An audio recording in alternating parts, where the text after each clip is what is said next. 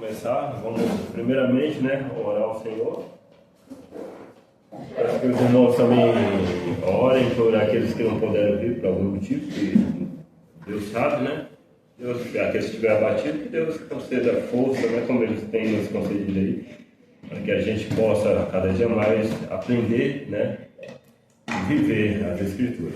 Senhor Deus e Pai, te agradeço, Pai, pelo dia, pela graça, pela misericórdia, qual o Senhor derramou sobre a nossa vida.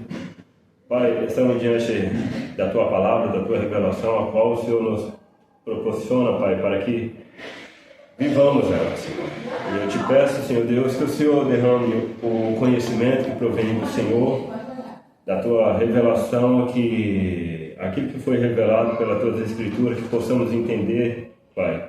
E aquilo que não foi revelado, que possamos também aceitar, Senhor Deus. Eu te peço, Pai, para que o Senhor esteja sobre nossa vida, sobre a vida da Tua igreja, fortalecendo, dando conhecimento ao qual todos nós precisamos como Teus servos, Pai. Te agradecemos, Pai, por esse domingo, pela Tua graça, pelos nossos irmãos, aqueles que também não puderam estar. O Senhor sabe os motivos e que o Senhor venha fortalecer o Teu corpo, Pai, cada dia mais, concedendo graça e misericórdia. Essa é a nossa oração, em nome do Senhor Jesus Cristo. Amém. Meus irmãos, primeira pergunta que eu vou começar é a questão um panorama, do Antigo Testamento. Os irmãos já se perguntaram o que o Antigo Testamento envolve, qual área do estudo do Antigo Testamento que é envolvida? Alguém sabe aí? Dá uma dica. O que o Antigo Testamento, qual o estudo que o Antigo Testamento traz? Teologia bíblica, sistemática, que áreas? Os irmãos sabem alguma? Sistemática? As áreas que o Antigo Testamento traz ele envolve teologia, teologia bíblica,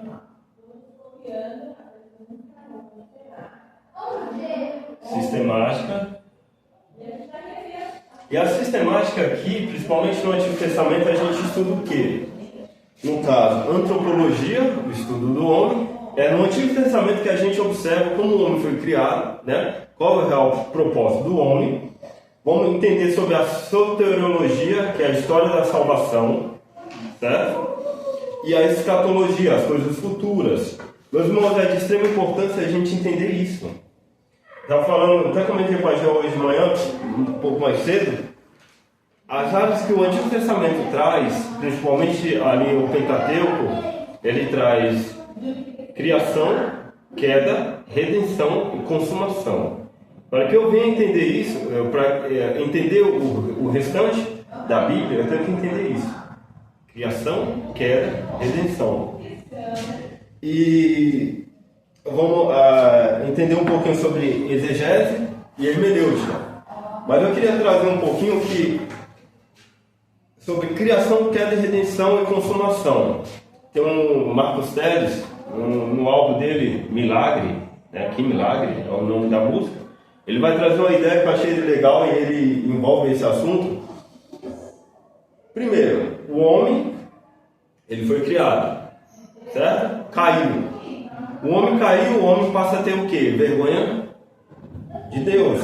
Vocês lembram que quando Deus chega e pergunta a Adão, ele faz o quê? Ele se esconde. Meus irmãos, então fomos criados perfeitos, santos, certo? Adão foi criado perfeito e santo. Ele vivia no jardim com o próprio Criador. Vivia face a face, basicamente ele convivia, mas caiu. E aí a gente tem que entender o quê? Queda, criação, queda e redenção. Deus cria, o homem peca, cai, Depois tem a redenção e a consumação futura. Mas, voltando aqui, ele faz o quê? Então, a partir da queda fomos considerados inimigos de Deus. Somos feitos aí, fomos colocados como filhos da ira de Deus, certo? E para isso acontecer, para que a gente viesse a ter comunhão com Deus, a gente precisava da redenção, certo? Mas eu tenho que entender uma coisa: quando o homem cai, preste atenção que no capítulo, ali nos primeiros capítulos, o homem ele é inimigo de Deus, ele passa a ser inimigo de Deus e ele passa a ser inimigo do próprio irmão. A gente observa que quando o homem cai, ele se esconde de Deus, ele já é o primeiro, ele já é inimigo de Deus. E aí, uns capítulos depois, capítulo 4, o homem ele já tem o primeiro homicídio. O homem ele tem raiva do irmão, né? Caim mata Abel. Certo? Foi por ciúmes também que ele achou. Sim, exatamente, porque a queda já envolve tudo, né? Envolve ciúme, inveja, ódio, e ela só vem acarretando o que o homem tem de pior dentro de si. E a gente coloca como uma depravação total do homem. Então, a gente entendeu que o homem foi criado perfeito, mas caiu, certo? E quando ele cai, ele se torna inimigo de Deus e, consequentemente, ele se torna inimigo do homem, do próprio irmão. O homem é avesso ao outro. O homem não gosta de ter amizade, o homem é desconfiado, o homem não quer se envolver com ninguém, certo? Isso é consequência da queda. Passado um tempo, o homem se torna inimigo de quem? Da natureza. A gente observa que em Gênesis, o homem, quando Deus começa a sentenciar o homem, né? A mulher e o homem e Satanás, ele fala que agora o homem vai comer do próprio suor. E a terra agora vai passar a produzir abrolhos, espinhos.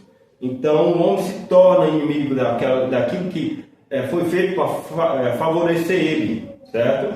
Então agora o homem tem que trabalhar. Então por isso que o trabalho é tão maçante para o homem. O homem não gosta de trabalhar. É uma sentença direta de Deus ao homem. Vocês vão comer do próprio suor de vocês. É assim que ele fala? Agora, agora. Exatamente, porque ele tinha tudo. Mas com a queda ele perde tudo. E consequentemente o homem também, além disso, o homem é inimigo de tudo que há no cosmos. O homem ele é uma rebelião ambulante. O homem é uma bomba atômica caminhando em duas pernas. Ele detesta tudo que é criado pelo próprio Deus. Então o homem ele é inimigo de Deus, inimigo do homem, inimigo da terra. Meus irmãos, para a gente entender, a gente tem que olhar para aquilo que o próprio Cristo faz. Esses três fios que romperam na queda, esses três fios é ligado em Cristo. Por quê? Observe só que o homem é avesso do próprio Deus, o homem é inimigo do irmão e o homem é inimigo do cosmos da terra. E agora, em Cristo, o homem se torna amigo de Deus. Agora, através de um homem, sendo Deus, eu me torno amigo de Deus. Redenção, certo? Consumação. Através do Calvário, através da cruz, eu me torno amigo de Deus. O primeiro fio é ligado, certo? Então eu consigo pegar a Bíblia, eu consigo crer nela, eu consigo olhar e ler e confiar no que está escrito. Observe que o homem sem Deus, o homem é avesso a isso. O homem não gosta disso, o homem é contrário a tudo que está nas escrituras, por isso que eu falo que é uma rebelião ambulante. E quando o segundo fio, agora, eu e vocês conseguimos sentar, olha lá, através de Cristo, eu consigo sentar com vocês, conversar e chamar vocês de meus irmãos. Eu chamo vocês de meus irmãos. Eu consigo amá-los. Olha só, olha como que Cristo faz. Ele consegue unir pessoas com bagagens diferentes, pessoas com ideias diferentes, jeitos diferentes, culturas totalmente diferentes. Eu lá do Ceará, Piauí, né, a Jô cearense, vocês paulistas, ele consegue juntar raça, né, nação, cidade, tudo, e colocar em um só, nele. Então o segundo fio é ligado. Observe que o primeiro e o segundo é ligado em Cristo, a redenção e consumação aqui, certo? Terceiro fio, agora o homem, quando ele entende em Cristo, o homem quer o quê? Cumprir aquilo que vimos na aula passada, cuidar da terra. O homem sente prazer no trabalho porque o homem entende que o trabalho é santo e esse trabalho é de Deus. Ele sentenciou. Por mais que seja uma punição, mas a punição de Deus é até a punição e a disciplina é para o bem do homem. Certo? Então consegue ver que a queda, a criação, queda, redenção e consumação ela se une em Cristo e tudo aquilo que estava rompido é ligado em Cristo. Olha que maravilhoso é entender criação, queda, redenção e consumação. Na ótica de olhar e saber que em Cristo eu posso voltar a ter prazer em Deus, posso voltar a ter prazer no meu irmão e eu posso voltar a ter prazer em tudo que Deus criou. Eu não sou mais inimigo da criação, eu não sou mais inimigo de Deus, eu não sou mais inimigo do meu irmão. Entende como é importante a gente entender esses 4 aspectos em Cristo? Aí vamos lá. Então, vamos entender. Basicamente, a gente entendeu aqui questão de a antropologia, o homem, a criação do homem. A consumação. A soteriologia, a salvação. E a escatologia, as coisas futuras também. Mas voltando um pouquinho. Por que estudar o Antigo Testamento? Já se perguntaram por que estudar o Antigo Testamento em si, o Antigo? Já se fizeram essa pergunta? Por que estudar o Antigo? Sim. Entender a história, né? Tá. Ali também está a aliança que Deus faz com o homem, né? Também, mas eu vou fazer aqui um gráficozinho aqui. Imagina só. Aqui é a Bíblia, certo? Aqui é a Bíblia. Vou até dificultar mais aqui. Mas você pensa, o Novo Testamento é uma continuação do Antigo. É a mesma coisa que você pegar um livro na metade e começar a ler. Também. Pode disso, não. Entenda só que aqui, ó. Aqui é o Novo Testamento e aqui o Antigo Testamento. Caramba! Observa só. O Antigo Testamento ele tem 39 livros. O Antigo Testamento. O Novo Testamento tem 27, que dá um total de 66 livros, fechando o cano. Por isso que é interessante, é necessário que eu entenda o Antigo Testamento, para que eu venha entender o Novo Testamento. Porque também, para você ter a noção, toda a Escritura é útil, como Timóteo traz no capítulo 3, toda a Escritura é útil, certo? Não se torna como um liberal ou um dispensacionalista que acredita no novo e trata o antigo como algo ultrapassado. E agora eu fico com o novo. Não tem como eu fazer essa divisão. Eu não posso fazer isso. Apesar de grandes seções, continua sendo um único livro. Vocês entendem? Eu falei com a Gel sobre isso, que muitas vezes a gente tem a mania de separar Antigo Testamento e Novo Testamento. Não é assim que a gente faz? Eu não considero o Antigo Testamento, conversei com o Bruno sobre isso, e é uma forma errada de entender o Antigo Testamento e o Novo Testamento. Não é essa divisão. Antiga Aliança e Nova Aliança seriam o mais adequado, certo? Porque quando eu falo Antigo Testamento, é algo que é ultrapassado, certo? Quando eu falo Antigo Testamento, é algo ultrapassado. Já não tem mais serventia. E quando eu falo Novo Testamento, é esse que vale. Não é assim? Pela lógica é essa, não é? Mas não é assim porque é uma antiga aliança e nova aliança. Em Cristo é nova aliança. Certo? Então, quando eu olho, não deveria ser assim, essa separação. Eu deveria entender a Bíblia como um único livro. Antigo e novo. Né? Antiga aliança e nova aliança em Cristo. Então, que possamos ficar isso enraizado, não tem divisão, como muitas vezes minha mente é conduzida a fazer.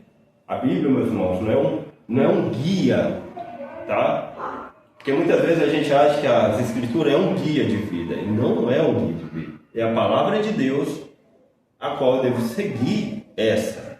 Não foge do aspecto de ser um guia também, porém não se resume a isso. É muito mais que isso, é a palavra de Deus, é a palavra do próprio Deus revelada ao homem, para que ele seguisse isso, certo? E muitas vezes o antigo não é valorizado e estudado. Nesse caso entra o dispensacionalismo, que anula o Antigo Testamento e fala que o novo é o que importa, né?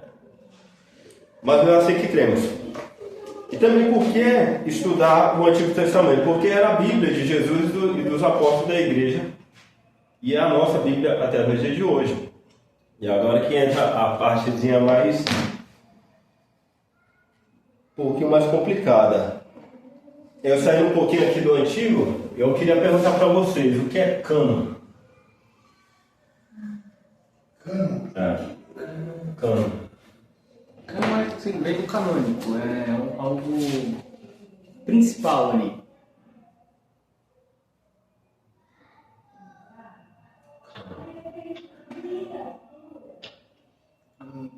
Conexão.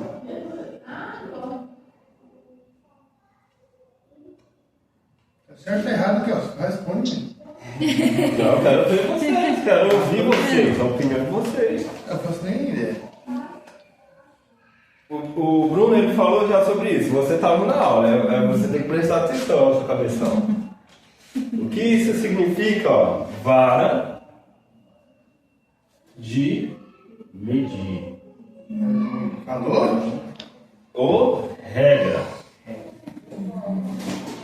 Certo? Então, cano, vara de medir ou regra. Isso é importante a gente saber. O Vini estava com a heresia logo cedo, falando sobre a autoria do Pentateuco. Vamos entrar sobre isso, mas só dando uma passadinha aqui. É interessante, eu comentei com a Geo ontem também sobre isso, que nem tudo que eu ouço e nem tudo que eu vejo e leio, eu tenho que tratar como verdade, certo? Eu tenho que ter um filtro, eu tenho que ter a vara de medir, eu tenho que ter o meu regulador, minha regra. E qual é essa regra? As Escrituras.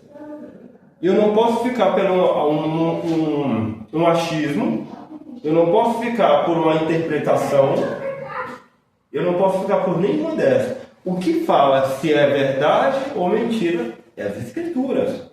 É isso que mede, é isso que é a regra, é isso que é infalível. Meus irmãos, é interessante a gente entender que tudo que sai do homem já é corrompido. Tudo que sai da mente do ser humano já é corrompido. Já tem pecado, já tem intenção, já tem pressupostos corrompidos.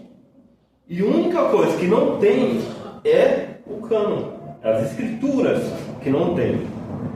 Mas ficou claro aqui, cânon, regra, né, vara de medir, originalmente usado no mundo grego como instrumento para medir e verificar a retidão, como eu falei para vocês. Para vocês verem que não é algo novo, era algo usado antigamente já, né, pelo mundo grego. Era a vara de medir, eram as Escrituras. Lembra dos bereanos? Paulo pregava e os bereanos estavam lá, conferindo. Se o que Paulo estava falando era verdade, eles conferiam onde? Nas Escrituras.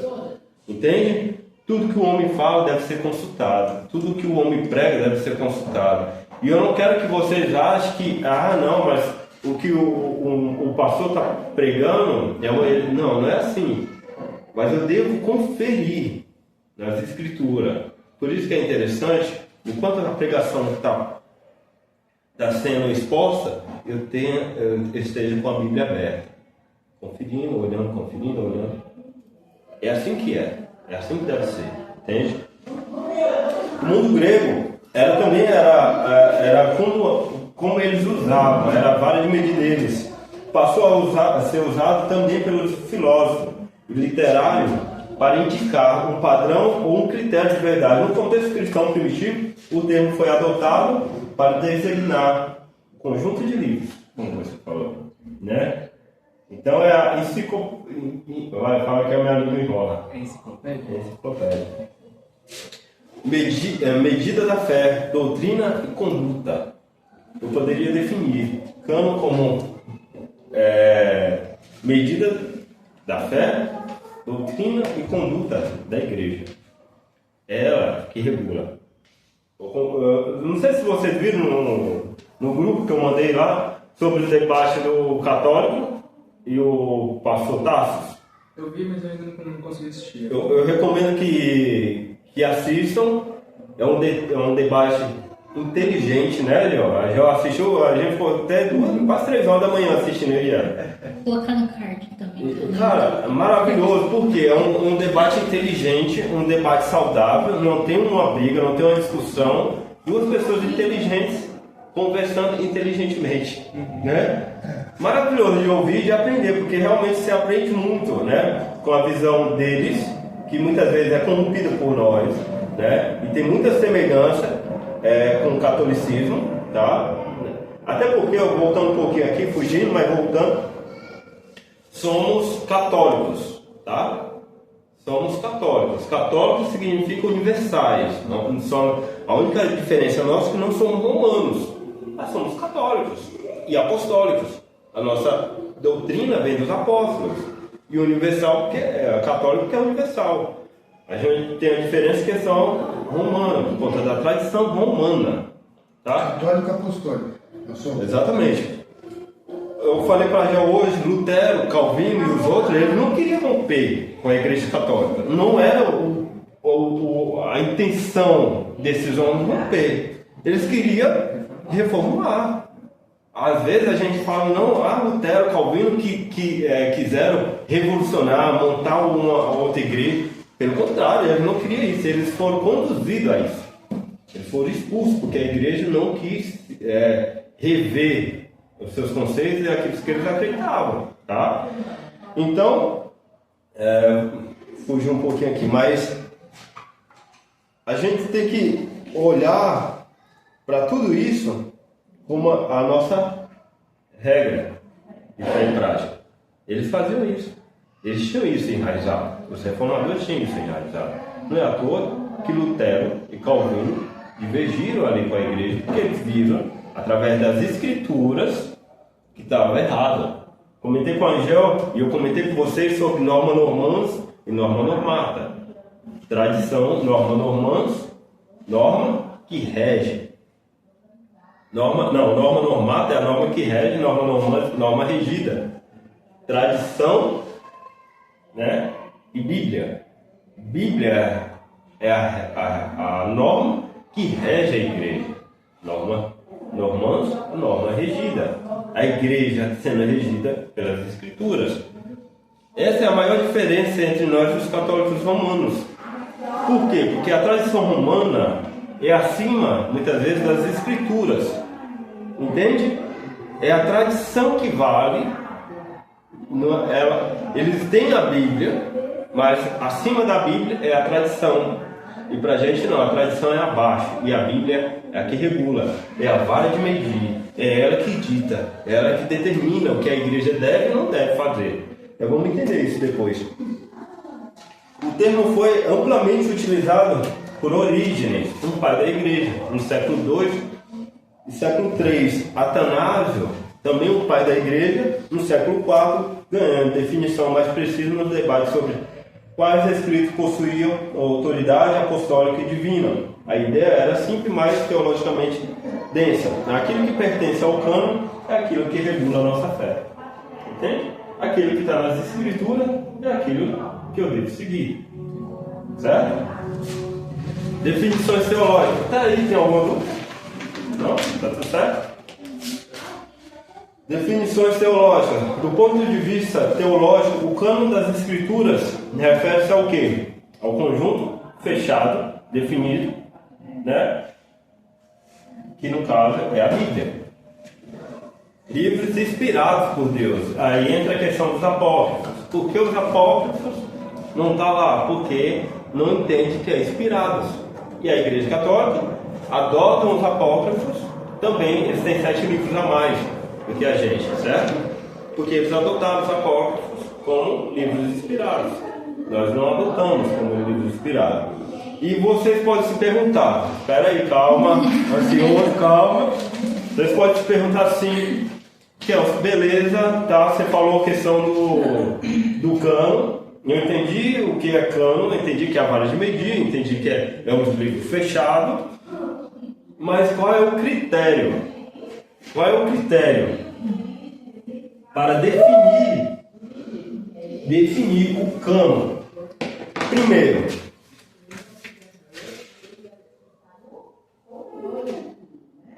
autoridade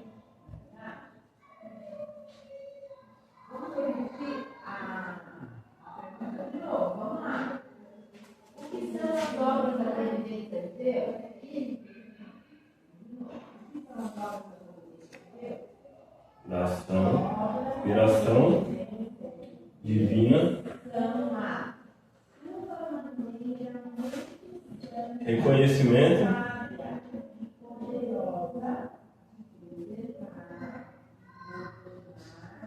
comunitário.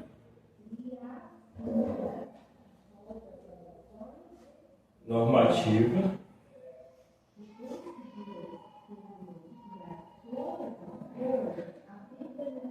Fechamento. Que se fosse professor na época da escola, eu sofri com copiar as coisas. Ó, autoridade, na verdade eu investi aqui, mas a definição, a primeira deve ser o quê? Inspiração divina. Os livros canônicos foram soprados por Deus. Teopneusto. Já ouviram falar sobre teopneusto? Inspiração divina?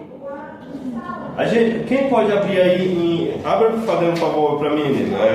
2 Timóteo capítulo 3, versículo 16. Isso a gente entende como inspiração divina. 2 Timóteo capítulo 3, versículo 16.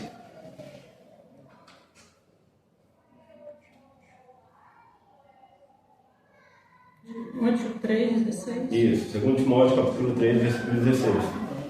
Toda a escritura é inspirada por Deus e útil para o ensino, para a repreensão, para a correção, para a educação na justiça. Então eu entendo que a definição carrega implicações vitais sobre a canonização das escrituras. Todas as escrituras é divina, é inspirada, é divina, certo? Questão de inspiração, não, autoridade intristesca. Quem pode falar um pouquinho? Alguém sabe sobre isso? Autoridade de quem? Entristesca. Entristesca. E ela não torna, e isso é importante a gente entender, porque muitas vezes, meus irmãos, são dúvidas que temos sobre as escrituras, tá? Como foram feitas, como foram formuladas, como foram canonizadas. Eu tive muita dúvida sobre isso. Eu falava, cara, isso é livro humano, foi fechado por homens, né? Essa era uma dúvida que eu tinha muito grande. Eu tive que entender a autoridade entristesca. Isso o quê?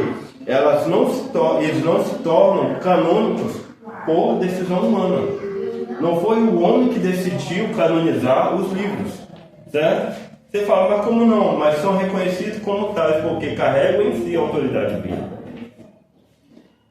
Ela precisa carregar a autoridade divina para que eu entenda. Até aí, esses dois pontos ainda estão um pouquinho com dúvida, né? Não, peraí, mas Como vai saber que é a autoridade divina? agora você chegou no ponto aqui, ó.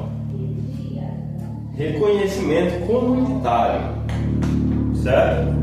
A igreja, ela reconhecia qual eram os livros inspirados ou não. Vocês vão entender o porquê. A igreja ou o povo de Israel no Antigo Testamento não cria o cânon, ela reconhece a inspiração já existente dos escritos. Eu quero que vocês entendam que antes do cânon ser fechado, as escrituras já existiam, tá? Porque nossa mente é muito ocidentalizada. Vocês concordam? Nossa mente é voltada para o Novo Testamento e a gente tende a esquecer o Antigo Testamento. A gente tem um cânon, a Taná. Eu falei para Gel, a Taná já existia. É o Antigo Testamento judaico. Era um livro judaico. Era a Bíblia, a qual o nosso Senhor Jesus Cristo e os apóstolos tinham como a régua reguladora deles. Entende? Não é algo novo. Então, como era que a comunidade reconhecia as escrituras? Consultando o quê? Consultando as escrituras do Antigo Testamento. Era isso que media o que era certo e o que era errado. O que era verdade e o que era mentira. Entende? Eu dei um exemplo para vocês de Paulo pregando e os bereanos olhando. Paulo pregava e eles consultavam. Paulo pregava. Ali já estava formado o nosso campo? Os 66 livros? Não estava. E era a forma deles olhar se essas escrituras eram inspiradas ou não. porque tinha tanta divergência, na verdade tinha tanta rejeição por os gnósticos, porque os gnósticos iam contrário o que era já feito, né? Aquilo que já era revelado. O que eles apresentavam era avesso àquilo que já era apresentado. E isso devemos entender. Porque como que o cânon foi feito, né? Qual era a regra, qual era o critério para ele? Então eu tenho que entender a autoridade entre os textos, tenho que entender a inspiração divina, o reconhecimento comunitário, certo? E aí entra a questão da normatividade. Alguém pode dar alguma... As leis? O cânon é a única regra de fé e prática que o homem tem, certo? Não há autoridade equivalente fora dele, fora dela. Isso que forma a normatividade. A regra do homem não é aquilo que o homem acha, que o homem especula, e nem o que o homem quer. A regra dele é as Escrituras, Antigo Testamento. Isso eu estou falando aqui para formular o cânon, tá? Então eles deveriam o quê? Não é porque eu quero. Eu tenho que ir aonde? Eu tenho que ir no Antigo Testamento. Tenho que ir para Tanar. Tenho que ver o que está escrito, consultar e ver se isso que está sendo apresentado é algo inspirado ou não. Certo? E aí, tá tudo certo? Tem algum comentário? Tem algum apontamento? Acho que assim, com relação ao Antigo Testamento, a gente pode ter talvez um grau de confiabilidade bem maior, visto que ele foi passado oralmente durante séculos até a criação das escrituras em si, né? Porque antigamente, se você pegar o começo, Gênesis, que foi atribuído a Moisés, não foi lá que ele saiu escrevendo, isso foi passado oralmente. Isso. E pelo que eu li, também nos livros que você passou, a gente teve ali essa criação por volta de 600 anos depois, né? Foi ali não, bem mais. Foi ano 600 do... Como se chama? Caraca, isso fugiu, Salomão. Que muitas dessas escrituras do Antigo Testamento foram realmente escritas e virou Sim, de consulta. Exatamente. É interessante, Bruno, voltando sobre a heresia do vinho, né? A gente tinha falado que a questão da autoria de Moisés. E aí você tocou sobre a autoria de Moisés. Alguns estudiosos liberais, e por aí vai, né? Eles falam que não foi Moisés. Por quê? A diferença literária. Em um livro parece que a escrita é de um jeito, e no outro livro parece que já muda a escrita. Questão de data, o Vini até trouxe também questão de data. E cara, é o que eu falei pro Vini, se eu entender que não foi Moisés que escreveu o Pentateuco, eu tenho que entender que o meu Salvador, Jesus Cristo, se equivocou. Eu falei com a Marina logo cedo, certo? Porque ele fala sobre a lei de Moisés, a lei mosaica, certo? E aí tem Deuteronômio também que traz as escrituras. Eu coloco duas coisas em xeque aí. A autoridade do Salvador, o Senhor Jesus Cristo, atribuindo a Moisés as escrituras, Pentateuco, e a questão da confiabilidade, da inerrância e da infabilidade das escrituras. Porque Deuteronômio atribui a Moisés, Números atribui a Moisés. Vocês entendem? Que se eu entender que não foi Moisés que escreveu o Pentateuco, eu tenho que falar que Jesus Cristo se equivocou. E se eu entendo que Jesus Cristo se equivocou, ele não é meu Salvador. Certo? E se ele não é meu Salvador, eu posso esquecer essa escritura, porque ela está sujeita a erro. Você concorda com isso? Em partes. Por que não? Porque eu acho que, por exemplo, a gente está falando de um povo que tem uma tradição oral muito forte.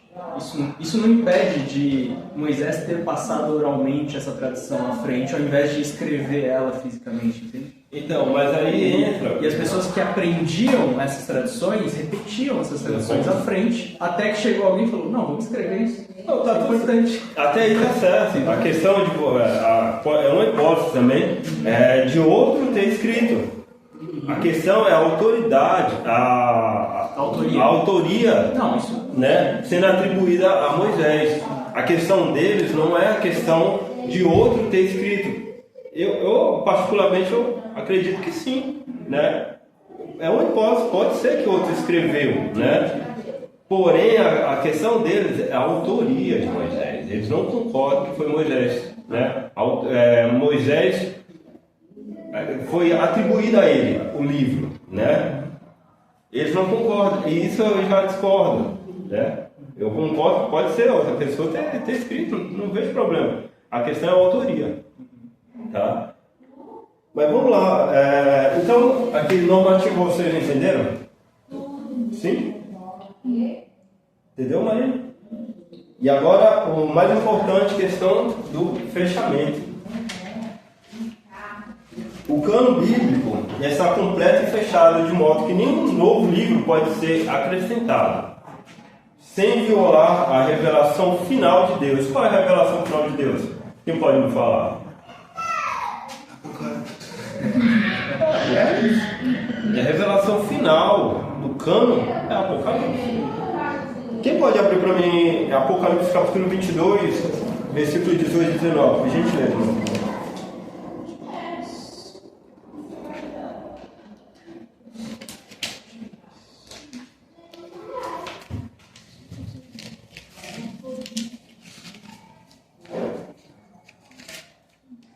Eu, a todo aquele que ouve as palavras da profecia deste livro, testifico: se alguém lhes fizer qualquer acréscimo, Deus lhe acrescentará os flagelos escritos neste livro.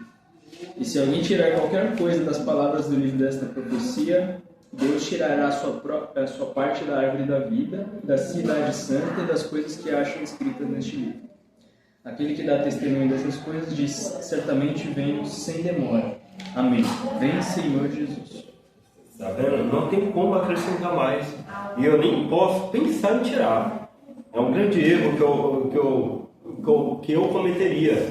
Se eu anulasse o antigo, ou anulasse o novo, ou ficasse com o antigo. Mas Jesus fala isso, né, da parte do tio lá, aquele que tira o antigo. Exatamente, bem legal, tá vendo? Não dá para me acrescentar mais nada. Então é o fechamento. Então isso era o critério para as escrituras. Meus irmãos, eu vou mandar isso para vocês, se aprofundem, né? Aí eu ainda tenho dúvida, a questão do cano, fechamento, alguns livros que foram rejeitados, por que foram rejeitados, pesquisem, né? Vão atrás, porque eu falo para vocês que Pedro ele fala que devemos apresentar a razão pela nossa fé. Como que eu apresento a razão pela nossa fé? É estudando. Meditando, tendo curiosidade. O crente é curioso, tem que ser curioso, ele tem que buscar, né? O conhecimento que não vem dele, vem revelado pelo próprio Deus e através das Escrituras. Outra questão do testemunho das Escrituras. As Escrituras interpretam as Escrituras, elas testemunham uma após a outra, vai testemunhando a própria confiabilidade dela, né? Isaías capítulo 8, versículo 20, a lei e ao testemunho, eles não falam, se eles não falarem segundo essa palavra, jamais verão a alma.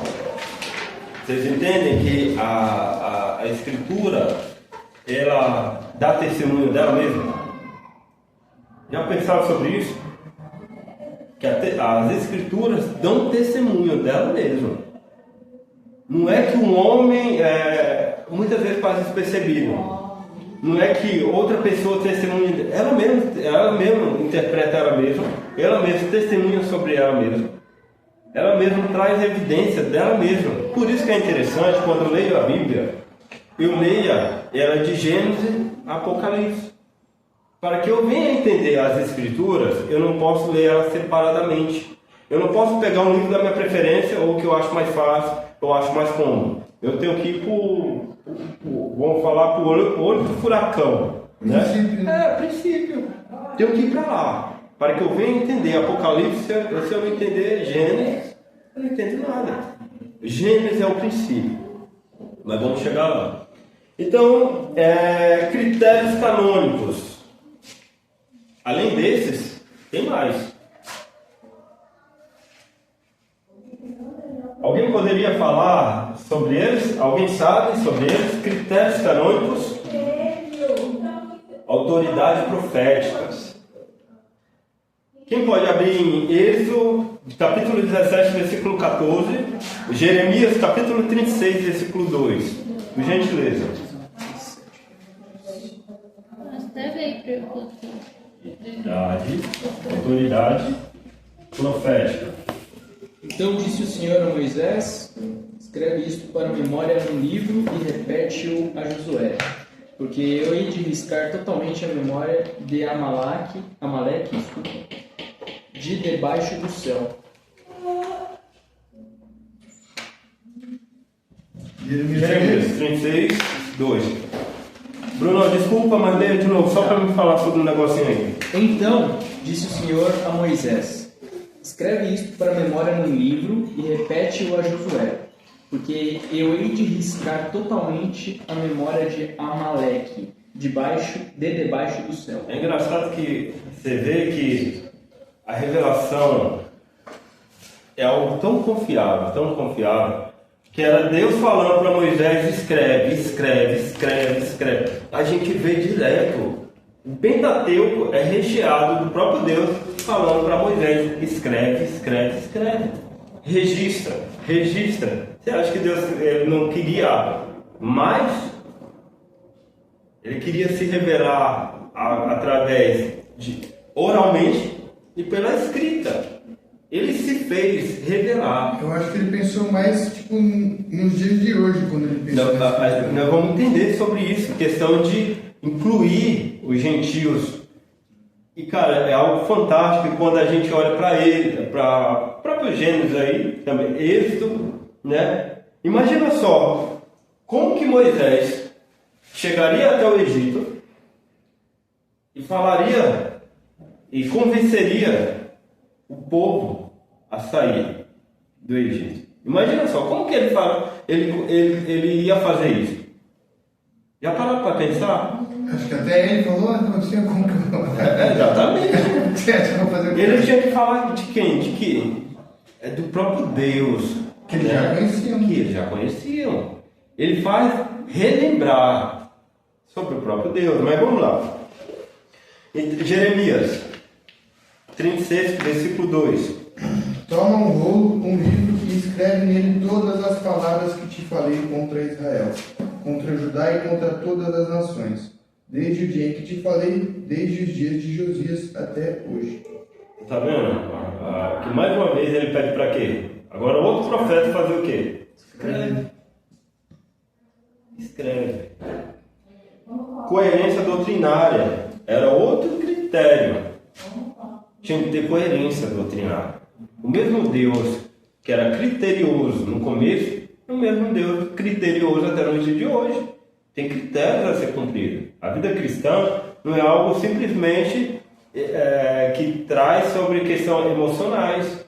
Tem critérios a ser seguidos, independente do que eu sinto ou do que eu quero. Ele é monegista, né? Ele é, basicamente, eu vou falar um pouquinho sobre o monoteísmo depois, tá? É o próprio Deus, o único Deus que estabelece e que quer, né? Então, outra coisa era a coerência doutrinária. Tinha que ter coerência doutrinária, questão canônicos. No livro, tinha que ter os mesmos critérios do outro. Não poderia ser diferente doutrinariamente, entende? Se vocês olham, por que eu falo? Porque os profetas, eles anunciavam o quê? Arrependimento ao povo de Israel, a obediência ao povo de Israel. Era assim que os profetas tratavam o povo, né? Eles chamavam o povo à obediência. Era uma doutrina também, né? O uso contínuo e universal na comunidade da fé, como eu falei para vocês, o povo judaico, eles tinham como prática as escrituras também, né? Eles usavam as escrituras como a gente faz no dia de hoje. Era reguladora também, era que ditava, né? E o testemunho de Cristo e dos apóstolos em Lucas, capítulo 24, quem puder ler, capítulo 24, versículo 44. E outro leia Mateus, capítulo 5, versículo 17. E aí eu já entro na questão da Taná.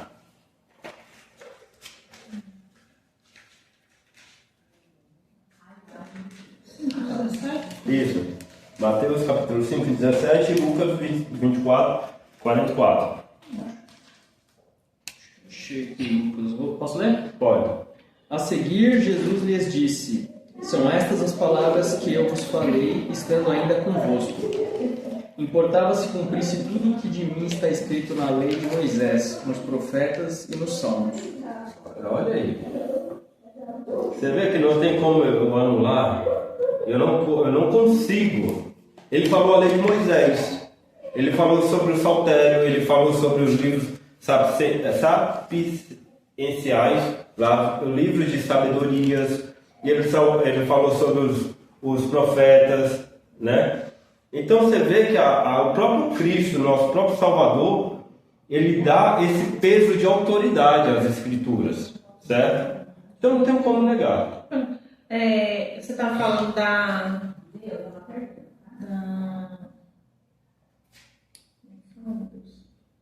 do Antigo Testamento, dos primeiros livros ter sido escritos por Moisés, né? E tipo, será também que Jesus falava a lei de Moisés para enfatizar isso também? Porque, tipo, de alguma forma, foi Deus que deu a lei, né? Sim. É a lei de Deus, mas sempre que vai se falar do Antigo Testamento, se fala a lei de Moisés, não se fala a lei de Deus, né? Tem duas questões, né? A gente pode ver, tem estudiosos que tratam lei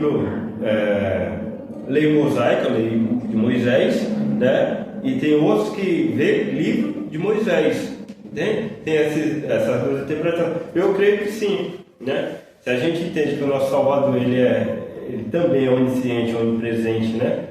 Ele está além do tempo, ele é atemporal, ele não se limita ao tempo, ele vai além do tempo. Então eu creio que também ele pode ter enfatizado exatamente para dar esse peso de autoridade ao Antigo Testamento, né? Quem encontrou Mateus capítulo 5, versículo 17? Quem encontrou pode ler. Eu 17. Não pense que eu vim abolir a lei de Moisés ou os escritos dos profetas. Vim cumpri-los.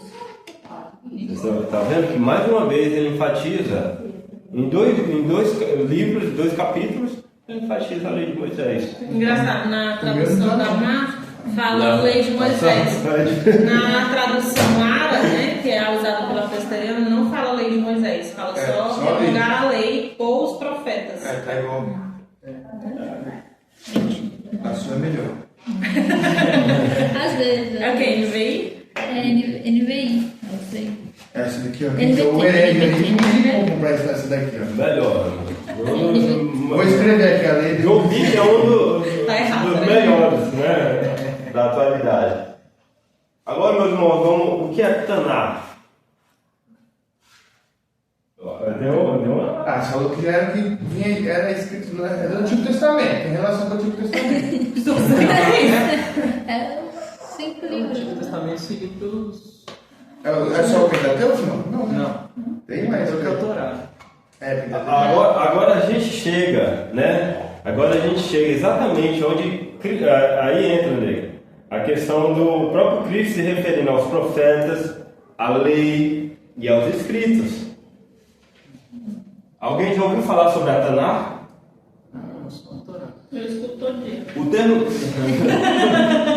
termo Taná é um acrônimo hebraico derivado de 3 grandes divisões da Bíblia hebraica, que vinham qual? Torá, aí Taná é o conjunto disso tudo, né? isso, vinho. Torá, não é nem. Torá. Alguém sabe o que significa Torá? É 5, né? 5 livros? Não. Pentateuco é 5. Ah. Então, Meus irmãos, Torá é lei ou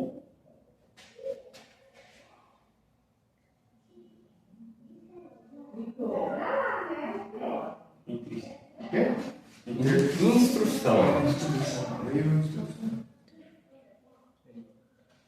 Eu não gosto de só lei. Eu gosto de lei e instrução. É uma lei que instrui.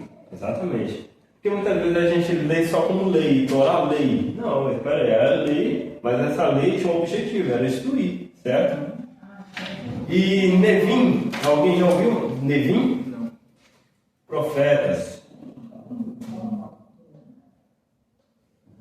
Ketuvim. E Ketuvim. Deve ser salmo, então, né? Escritos.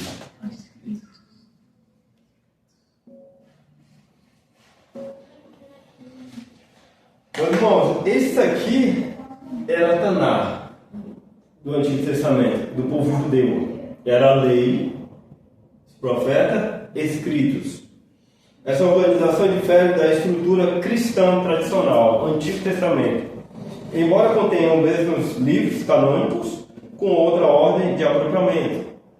Eles não é organizado da mesma forma que a gente, tá? Eles não têm o Antigo e o Novo Testamento, é os mesmos livros, né? Só que não é organizada da mesma forma que temos. Tem? Qual foi escrito antes ou não? Eu tenho uma Bíblia cronológica em casa, né? Então eles vão mais por data, coisa assim. Eu nunca parei para ver direito sobre isso, né? Porque eles mudavam tanto, porque muda tanto, né? Mas é legal pesquisar também sobre isso, mas eu sei que é diferente. Jesus mesmo faz referência 15. Já. Jesus mesmo faz referência a essas três divisões. Lucas, capítulo 24, como vimos aí, capítulo 24, versículo 44, certo? Que mostra que essa estrutura já era reconhecida nos seus dias. Aqui no versículo que a Ana leu, até Cristo faz essa separação, né? Sim. Lei ou os profetas. No caso, ele estava falando aqui da Torá e Nevim aí, né? Tipo, meio que não vim para abolir nem a Torá e nem a... Exatamente. Agora eu vou perguntar para vocês, eu vou... Já anotou aqui, Marina? Já? Agora eu quero que a gente tem que entender quais os livros que compunham isso aí. Torá. Qual era o livro? A Torá. Gênesis. Êxodo, Levítico, Número, Deuteronômio. Exatamente. É o Pentateuco. Esse é o Pentateuco. Esse é o Pentateuco. Né? E agora eu vou perguntar para vocês, Gênesis, cara, isso aqui é muito importante a gente entender. Muito importante. Gênesis, ele trata sobre o quê? No caso, Bereshit, ele trata sobre o quê? Criação. A queda. A criação tá certo, depois eu vou mudar aí. Mas tá certo. Eu coloco como origem do mundo.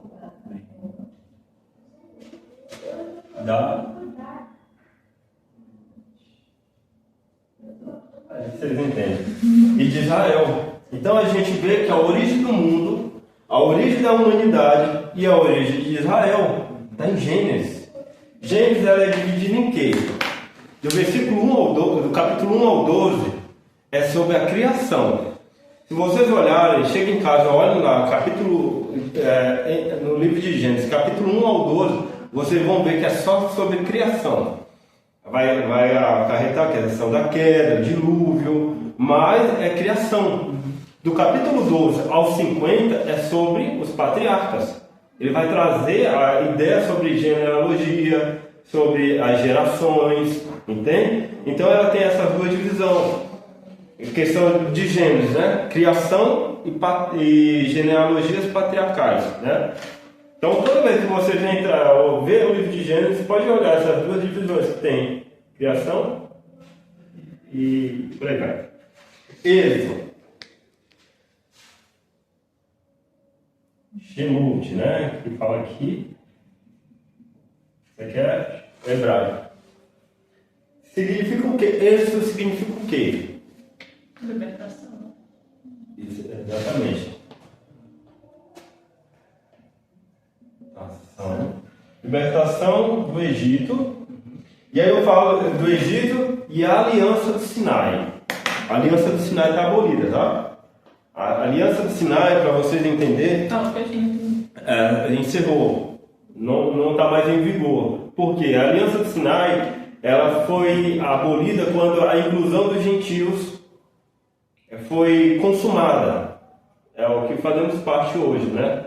Fazemos parte agora dessa aliança, da nova aliança, que agora engloba toda etnias e por aí vai, tá bom? Então não tem mais essa exclusão dos gentios. Agora os gentios fazem parte dessa mesma aliança, tá?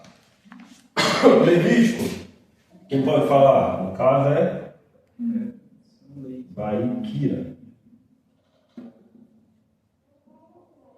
Leis. Tribo de Levi. Leis, você falou? Sacerdotais, não é isso? Exatamente. Leis do sacerdócio e santidade. Leis sacerdotais e santidade. O livro de Levítico trata sobre isso. Pode ver lá. Quando vocês verem, Gênesis, vocês podem olhar com essa lente. Origem do mundo, da humanidade de Israel. É ali que tudo começa. A libertação do povo do Egito e agora a questão da aliança do Sinai. E Levítico, vocês vão ver que no livro de Levítico eles tratam sobre as leis sacerdotais e santidade. O Deus que cria é o Deus que liberta e é o Deus que exige santidade do povo. Vocês entendem como é que ele quer, como ele vai apresentando o que ele quer, os critérios dele? E a questão de Deuteronômio, Devarim, do hebraico, traz... É número. É número, desculpa. Que no caso é... Midá. Peregrinação. Peregrinação do deserto. Então, vocês verem aqui que Deus cria, Deus liberta, e aqui Deus exige santidade, o povo é desobediente, peregrina no deserto, 40 anos pela desobediência. Mas agora, pode falar. Estava tentando. Mas aí eles ficaram 40 anos, né? Certo. Jesus ele foi para o deserto e fica 40 dias. Certo. Tem referência. Já? Tem referência. Tem 40? Mas qual que é o princípio de mostrar que Jesus confiou com o povo? Que ele é perfeito. Exatamente. Ele conseguiu. Ele obedeceu. A obediência de Jesus foi impecável. Ele obedeceu todos os critérios. Irmãos, é necessário a gente entender, muito boa a minha pergunta, questão de o Êxodo, o Pentateuco, Gênesis, Levítico, Números, Deuteronômio, ele se resume em... Meus irmãos, Cristo é a origem de tudo, tudo foi feito por meio dele. Ele liberta o homem da escravidão do pecado. Levítico, ele é a própria santificação do seu próprio povo, certo? E Números, ele traz o homem do deserto em si, né? Do próprio deserto, da rebelião. Deuteronômio agora, é aí que está. Quem pode me falar sobre Deuteronômio? Deuteronômio é o final ali da história de Moisés, né? Onde ele já está os seus finalmente, só que ele está reforçando as leis de Deus para a nova geração que vai entrar na Terra Prometida. Muito bom. Reafirmação. Ele reafirma tudo aquilo que eles ouviram, né? Nesses três, ele reafirma. Agora, questão da reafirmação. Reafirmação de quê? Da aliança antes da entrada em Canaã. Ele reafirma os critérios. Terra prometida. Exatamente, mas ele agora ele reafirma os critérios que Deus estabelece para que o povo entre lá. Eles precisam se santificar, eles precisam obedecer, eles precisam se libertar dos ídolos do Egito, né? Eles precisam entender que o próprio Deus é o criador deles.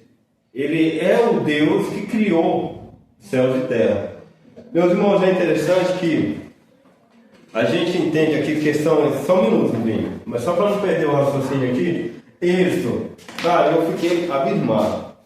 Como eu falei para vocês, imagina só, Moisés tá lá, ele fala para o povo judeu. Imagina só que o povo judeu era um povo que estava corrompido. Ele tinha um Deus, mas estava corrompido. Porque tinha manias, a visão de mundos era distorcida. As teoganias de deuses, a visão de deuses deles era distorcida do próprio Deus deles, entendem? Já tinha entrelaçado as coisas. Exatamente. Eles estavam enraizados pela cosmovisão do povo egípcio. Entendem? Então, qual é a função? Olha lá, como é difícil. A função de Moisés apresentar. Presta atenção que em Gênesis, Moisés não apresenta Deus, ele dá uma carta ao povo israelense. Né? Ele fala quem é Deus. Fala no princípio, Deus criou céus e terra.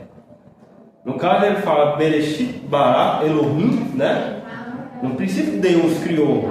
E bara, no caso, aí também pode colocar aí ex nihilo, né? Criar a partir do nada. Irmãos, a ciência moderna só veio a existir na Europa medieval, se eu não me engano, só passou a existir graças ao cristianismo. Se não fosse o cristianismo, não existia ciência. A ciência não é a criadora, ela é a serva do Criador.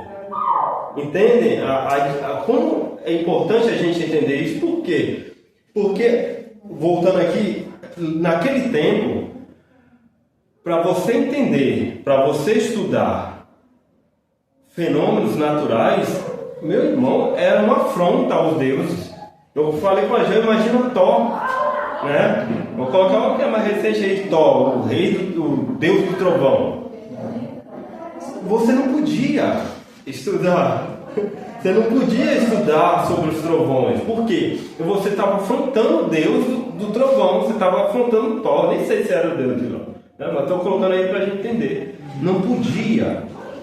Os deuses pagãos eram deuses panteístas. Entende? Era um Deus que se misturava com a criação. Era um Deus que vinha a ser a partir da criação. E nosso Deus, Moisés, ele tem esse trabalho. Eu fecho aqui, tá? Eu acho que na próxima aula a gente continua aí na questão de Nevim. Mas eu quero que vocês entendam que quando ele apresenta, já é confrontando. Porque Moisés apresenta Deus, nosso Deus, né? Yahvé, como esse Deus distinto da criação. Ele não se mistura à criação. Ele é o Criador. Ele é a parte da criação. Ele é quem governa. Ele é onisciente, onipresente. Ele não está, né, envolvido substancialmente com essa criação. Ele é a parte dela. Ele criou ela a partir do nada. Ex nihilo. Criar a partir do nada. Entende? Como é importante eu entender isso? Quando lá ele apresenta céus e terra, é uma visão muito errada. Nossa, pensar que Deus é limitado aos céus. A morada de Deus não é o céu. Por quê? Porque o céu é uma criação do próprio Criador. Ele já era antes do céu existir. Ele já tinha a sua morada antes do céu existir. Quando nada tinha, ele já era. Não é isso que Moisés fala? Ele é o grande eu sou, né? É muito importante a gente entender isso. É de extrema importância. É importante, mas é muito louco, né? É loucura, por isso que eu É que a gente não tem mais. Vamos. É meio que a nossa capacidade é muito limitada, né? Pra entender essa. Tipo, tá bom, Deus existe antes de tudo, mas como? A gente não consegue responder, lógico. E aí eu consigo. Como? Te deixando com a pulga atrás da orelha, mais ainda, porque em Deuteronômio ele fala que as coisas reveladas pertencem a nós. ao culto Sim. que pertence a Ele. Por isso que é um grande desafio nosso, né? E eu falei com a Marina também, antes da gente entrar, Gênesis, não vão para Gênesis, não vá para Gênesis achando que você vai ter resposta de tudo, não. Não vai ter resposta de tudo. Me fala onde é que está em Gênesis a queda dos anjos. Não tem, mas eu sei que está. Eu sei que é assim que acontece, porque ele traz algumas referências a isso. Mas não está lá explícito. A queda de Satanás, me fala onde é que está lá. Não tem. Eu vou ter que fazer o quê? Aceitar o que eu tenho. Entende como é que é? É loucura, mas é assim que é. Eu devo confiar exclusivamente, plenamente nele. Meus irmãos, só uma pergunta para vocês antes da gente descer lá. Ficou claro para vocês a questão do cânon? Ficou? E a questão da Torá? Está claro? Gênesis trazendo a origem, né? Êxodo trazendo a libertação do Egito, né? Levítico, santidade, trazendo esse aspecto de santidade ao povo, que é Números, peregrinação do deserto, a desobediência enraizada ali, né? E agora Deuteronômio, a reafirmação daquilo que Deus queria para que eles pudessem entrar nessa terra prometida, né? Ficou claro para vocês sobre isso? Então, a Torá, o Bruno já sabe, porque ele respondeu isso. A Torá, qual o livro que tem na Torá? Não, qual é esse daí? Gênesis, Êxodo, Levítico, Números e Deuteronômio. E como é o nome que eu dou para esse aqui? Jesus Cristo? Não. Esse aqui é... Dos 5 livros, você fala? Ah, tem que tentar ter. O que é Pentateuco? Só antes da gente descer. Vamos deixar... 5 livros. 5 livros. Olha, o vídeo. Tá pensando o quê? É assim também, então. Não, mas o que eu fiquei pensando aqui foi, isso daí é tão nos dias atuais, se a gente pegar o princípio, né, do Pentateuco, que está falando da origem do mundo e tal, da libertação, que a gente está sendo liberto de nós mesmos hoje em dia, né? Da peregrinação do deserto. A gente, querendo ou não, a gente está peregrinando por essa vida aqui, lutando. E é o que acontece, sabe, Vini? Porque E essa lei que está aqui na Bíblia está reafirmando para a gente a Nova Jerusalém. Entende? os céus, né? Novos céus, nova terra. Exatamente. Aquilo que aconteceu no passado acontece no dia de hoje. Deus está nos tirando, e aí eu trago para os dias de hoje, trazendo a ideia do vinho. Meus irmãos, eu tenho que entender quem é meu Deus. Né? Eu tenho que entender o Deus da Bíblia. Eu tenho que entender, lógico, na minha limitação. Eu tenho que entender quem foi que criou os céus e terra. Elohim, eu vou entrar, vão brigar comigo, mas tá. Elohim é plural de deuses. Mas a distinção que está em Gênesis, Elohim, lá, Bereshit, Bara, Elohim, do Deus plural que está lá, Deus, a referência ao Deus poderoso, o Deus nosso poderoso. A gente tem ali uma nuance questão da Trindade, no comecinho, nada muito claro, mas a gente já tem, façamos, né, o homem nossa imagem e semelhança, era plural também. A gente tinha o Ruá, no caso, espírito, Ruá, pairava sobre as águas. A gente já tem outra. Você consegue ver, e Moisés ele traz essa ideia, né? Trazendo a ideia desse Deus, sendo o Criador, e é um Deus forte, é um Deus poderoso. É distinto de qualquer Deus que tinha naquele contexto que eles viviam. E é interessante que Deus é tão sábio que ele pega Moisés, um homem erudito, versado na lei egípcia, foi criado pelos egípcios. Ele sabia do que ele estava tratando. Ele sabia os deuses que existiam ali. Entende como é? Deus é sábio. Tá? Meus irmãos, ficou claro? Então devemos viver